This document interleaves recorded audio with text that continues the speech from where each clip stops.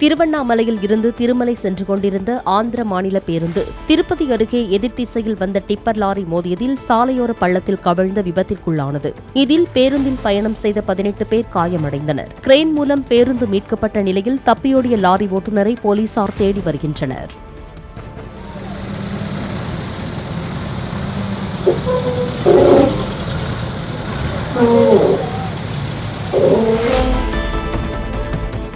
திருவாரூர் அருகே எஸ் நகர் பகுதியில் தகுந்த பயிற்சியாளர் இல்லாமல் லாரி ஓட்ட பழகிய போது கட்டுப்பாட்டை இழந்த லாரி ஓடம்போக்கி ஆறில் கவிழ்ந்ததில் 3 பேர் காயமடைந்தனர். செந்தில்குமார் என்பவரின் மகன்களான சுதிக்குமார், பிரவீன்குமார் ஆகியோர் தந்தைக்கு தெரியாமல் நண்பர் விக்னேஷின் உதவியுடன் தஞ்சாவூர் திருவாரூர் தேசிய நெடுஞ்சாலையில் லாரி ஓட்ட பழகிய போது விபத்து ஏற்பட்டதாக போலீசார் தெரிவித்துள்ளனர்.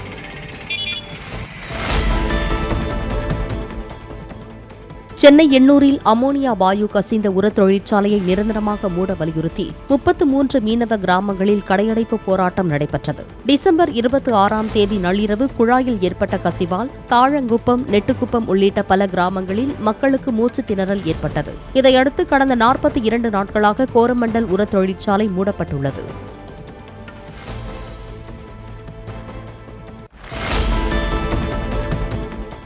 தூத்துக்குடி மாவட்டத்தில் கடந்த டிசம்பரில் பெய்த கனமழையினால் ஏற்பட்ட வெள்ள நீர் ஸ்ரீவைகுண்டம் அரசு மருத்துவமனையின் பிரேத பரிசோதனை அறையை சுற்றி இப்போதும் தேங்கி நிற்பதால் துர்நாற்றம் வீசுவதாக அப்பகுதி மக்கள் தெரிவித்துள்ளனர். இதே பகுதியில் பேரூராட்சியின் 18 வார்டுகளில் சேகரிக்கப்படும் குப்பைகள் கொட்டப்படுவதால் தொற்று நோய் பரவும் அபாயமும் ஏற்பட்டுள்ளதாக அப்பகுதி மக்கள் கூறியுள்ளனர். அரசு மருத்துவமனை பக்கத்தில் இருக்க பிரேத பரிசோதனை நிலையத்தில் தண்ணி தேங்கி அது அப்படி வடியாம துர்நாற்றம் வீசி 18 வார்டுகளில் குப்பைகளையும் அங்கே கொண்டு கொட்டி அதுவும் துர்நாற்றம் வீசி இப்போ நம்ம ஒரு வியாதிக்காட்டி தான் மருத்துவமனைக்கு போறோம்னா வியாதியே அங்கே உருவாகிற ஒரு சூழ்நிலையில அரசு மருத்துவமனை இருக்கு.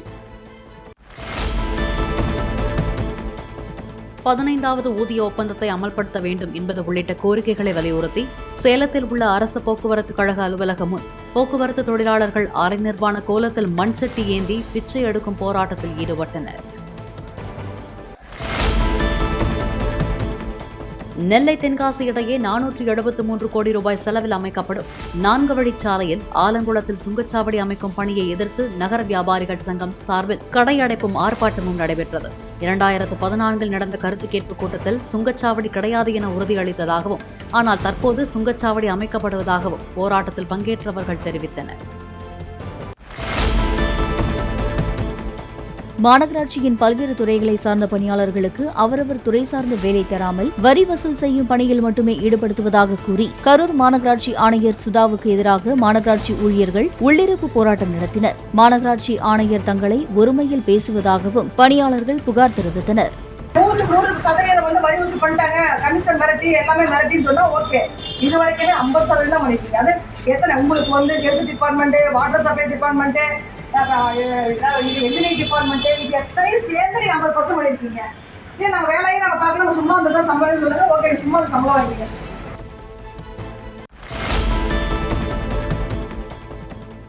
திருப்போரூர் அருகே முதலமைச்சர் பசுமை வீடு திட்ட தொகுப்பு வீடுகளில் மேல்தள காரை பூச்சு உதிர்வதாக அந்த வீடுகளில் வசிக்கும் இருளர் பழங்குடியின மக்கள் கூறியுள்ளனர். சிமெண்டை விட எம்சாண்ட் மணல் அதிகமாக கலக்கப்பட்டதால் சுவர்களில் இருந்தும் பூச்சு கொட்டுவதாகவும் கோடு கோடாக விரிசல்கள் விட்டிருப்பதாகவும் அவர்கள் தெரிவித்துள்ளனர்.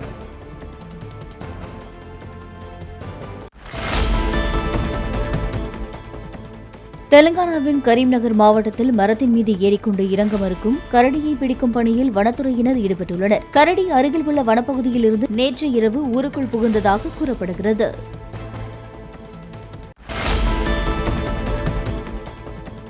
நெடுந்தீவு அருகே இலங்கை கடற்படையினரால் கைது செய்யப்பட்டு யாழ்ப்பாணம் சிறையில் அடைக்கப்பட்டிருந்த ராமேஸ்வரம் மீனவர்கள் 6 பேரை விடுதலை செய்த அந்நாட்டு ஊர்காவல்துறை நீதிமன்றம் அவர்களுடைய படகுகளை அரசுடைமையாக்கி தீர்ப்பளித்தது. இந்திய துணை தூதரக அதிகாரிகளிடம் ஒப்படைக்கப்பட்ட மீனவர்கள் விரைவில் விமானம் மூலம் தாயகம் திரும்புவார்கள் என எதிர்பார்க்கப்படுகிறது.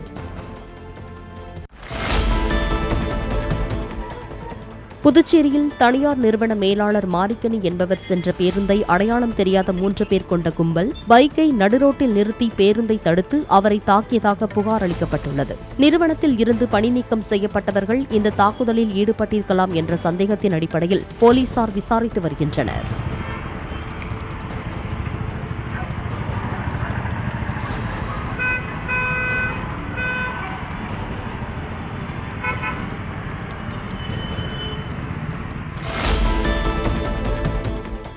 நெல்லை மாவட்டம் களக்காடு அருகே வடக்கு கள்ளிக்குளத்தைச் சேர்ந்த கூலி தொழிலாளி சைலப்பன் வீட்டில் சோதனை நடத்திய போலீசார் 285 கிராம் சட்டவிரோத புகையிலை பொருட்களை பறிமுதல் செய்தனர். புகையிலை பொருட்கள் விற்பனை தொடர்பாக ஏற்கனவே 25,000 ரூபாய் அபராதம் விதிக்கப்பட்ட நிலையில் விசாரணைக்கு பயந்து பூச்சி மருந்தை குடித்த சைலப்பன் சிகிச்சை பலனின்றி உயிரிழந்ததாக போலீசார் தெரிவித்தனர். தஞ்சாவூரில் சிறப்பாக பணியாற்றிய 5 பெண் ஊழியர்கள் உள்பட 11 பேருக்கு கார்களை ஊக்கப்பரிசாக தனியார் ஐடி நிறுவனம் வழங்கியுள்ளது. பரிசாக கிடைத்த காரின் முன் நின்று ஊழியர்களின் குடும்பத்தினர் புகைப்படம் எடுத்துக் கொண்டனர். ஆந்திர மாநிலம் நெல்லூரில் இருந்து தெலங்கானாவுக்கு உயிருள்ள மீன்களை ஏற்றிச் சென்ற லாரி வனப்பர்த்தி அருகே சாலையில் கவிழ்ந்த விபத்திற்குள்ளானது. சாலையில் விழுந்து துள்ளிய மீன்கள் அப்பகுதி வழியே சென்ற வாகனங்களின் டயர்களில் நசுங்கின. சம்பவ இடத்திற்கு வந்த போலீசார் சாலையில் சிதறிய மீன்களை அப்புறப்படுத்தும் பணியில் ஈடுபட்டனர்.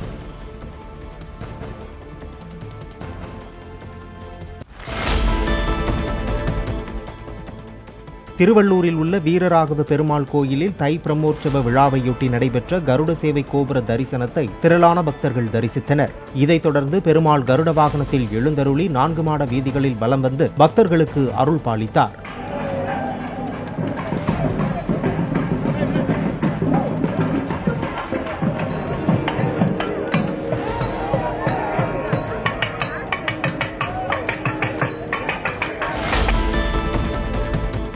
ஆத்தூர் அருகே சமூக ஊடகத்தில் அவதூறு கருத்து பதிவிட்டது குறித்து இரு சமூகத்தினரிடையே நடந்த பேச்சுவார்த்தையின் போது ஒருவருக்கொருவர் செங்கற்களால் தாக்கிக் கொண்ட சம்பவத்தில் வீரகனூர் தலைமை காவலர் முருகவேலுக்கு தலையில் காயம் ஏற்பட்டது. இந்த மோதல் சம்பவம் தொடர்பாக இரு தரப்பையும் சேர்ந்த 10 பேரை கைது செய்த போலீசார் மேலும் 40 பேரை தேடி வருகின்றனர். ஈரோட்டில் ஏடிஎம்மில் பணம் எடுக்கச் சென்ற விசைத்தறி கூலி தொழிலாளிக்கு பணம் எடுத்து தர உதவுவது போல் நடித்து ரகசிய எண் பெற்று அவரது வங்கிக் கணக்கில் இருந்த 15,000 ரூபாயை ஒருவர் திருடியதாக புகார் அளிக்கப்பட்டுள்ளது. பணம் வரவில்லை என தொழிலாளியை நம்ப வைத்து திருப்பி அனுப்பும் போது வேறு ஒரு ஏடிஎம் கார்டை கொடுத்துவிட்டு பின்னர் அவரது கார்டை பயன்படுத்தி அந்த நபர் பணம் எடுத்ததும் தெரியவந்துள்ளது.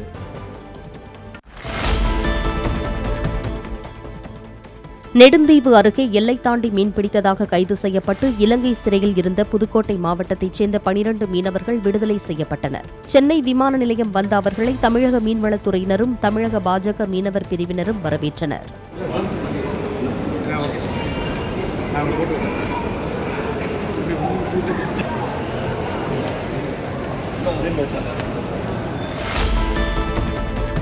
கன்னியாகுமரி மாவட்டம் குளச்சல் மீன்பிடி துறைமுகத்தில் மீன் வரத்து குறைந்ததால் கிலோ 350 ரூபாய்க்கு விற்கப்பட்ட கட்டில் கணவாய் மீன் கிலோ 600 ரூபாய்க்கும் கிலோ 200 ரூபாய்க்கு விற்கப்பட்ட விலை மீன் 350 ரூபாய்க்கும் விற்பனையாகின. தஞ்சாவூர் மாவட்டம் மாதாக்கோட்டையில் நடைபெற்று வரும் ஜல்லிக்கட்டு போட்டியில் வாடிவாசலில் சீறி பாயும் காளைகளை மாடுபிடி வீரர்கள் போட்டி போட்டு அடக்கி வருகின்றனர்.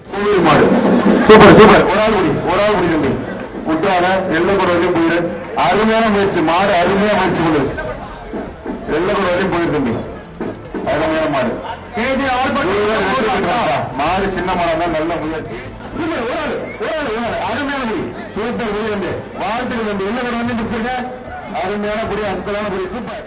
600 காளைகளும் அவற்றை அடக்க 350 மாடுபிடி வீரர்களும் பங்கேற்றுள்ள இப்போட்டியில் வெற்றி பெற்றவர்களுக்கு பல்வேறு பரிசுகள் வழங்கப்படுகிறது.